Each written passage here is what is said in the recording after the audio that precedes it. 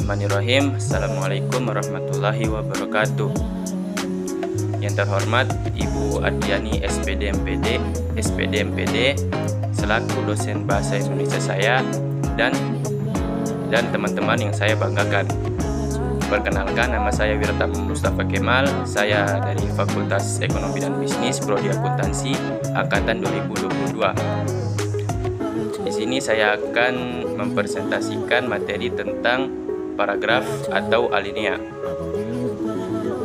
Yang submaterinya, yang pertama konsep paragraf atau alinea, yang kedua jenis-jenis paragraf, yang ketiga teknik penulisan paragraf dalam peranan ilmiah dan non-ilmiah. Materi yang akan saya bahas pertama adalah tentang konsep paragraf dan alinea. Menurut Kuntarto, paragraf merupakan bagian karangan yang terdiri atas beberapa kalimat yang berkaitan utuh dan padu serta membentuk suatu kesatuan pikiran. Di dalam KKBI Kamus Besar Bahasa Indonesia, paragraf didefinisikan sebagai bagian bab dalam suatu karangan, biasanya mengandung satu ide pokok dan penulisannya dimulai dengan garis baru. Paragraf atau alinea juga merupakan satuan bahasa yang biasanya merupakan hasil penggabungan beberapa kalimat dan digabungkan harus memiliki kesatuan pikiran kohesi. Berikut jenis-jenis paragraf. Yang jenis-jenis paragraf ada 4, yaitu paragraf deduktif, induktif, paragraf campuran, dan paragraf ineratif. Paragraf deduktif adalah paragraf yang punya letak kalimat utama di awal.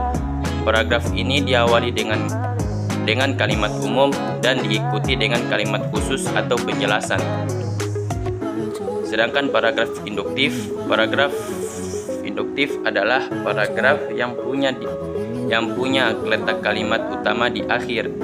Paragraf ini diawali dengan kalimat khusus atau penjelasan dan diakhiri dengan kalimat umum.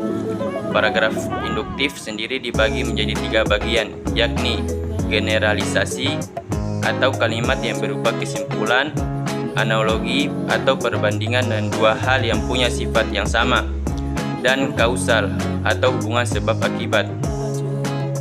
Yang berikutnya, paragraf campuran. Paragraf campuran adalah paragraf yang menggabungkan deduktif, induktif dalam prosesnya. Paragraf ini mengandung kalimat umum di awal dan di akhir paragraf. Yang keempat, paragraf ineratif. Paragraf ineratif adalah paragraf yang punya kalimat utama di tengah. Jadi, awal dan akhir paragraf ini merupakan penjelasan atau kalimat khusus. Yang submateri yang ketiga adalah tentang teknik penulisan paragraf dalam peranan ilmiah dan non-ilmiah. Itu mencangkup 6 teknik. Yang pertama, penulisan paragraf dalam peranan ilmiah bersifat objektif dan faktual atau berdasarkan fakta yang ada. Sementara itu, penulisan paragraf dalam peranan non-ilmiah bersifat subjektif dan fiktif atau berdasarkan imajinasi sang penulis. Teknik yang kedua, penulisan paragraf dalam peranan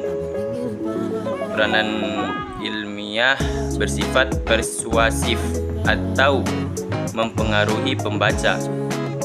Sementara itu, penulisan paragraf dalam peranan non-ilmiah bersifat persuasif dan dapat merangsang imajinasi pembaca. Yang ketiga, penulisan paragraf dalam peranan ilmiah disusun demi kepentingan pribadi.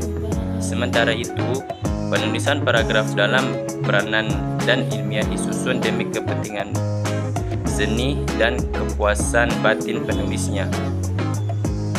Yang keempat, penulisan paragraf dalam peranan ilmiah bersifat karya tulis ilmiah yang sangat mengandalkan analisis dan hipotesis.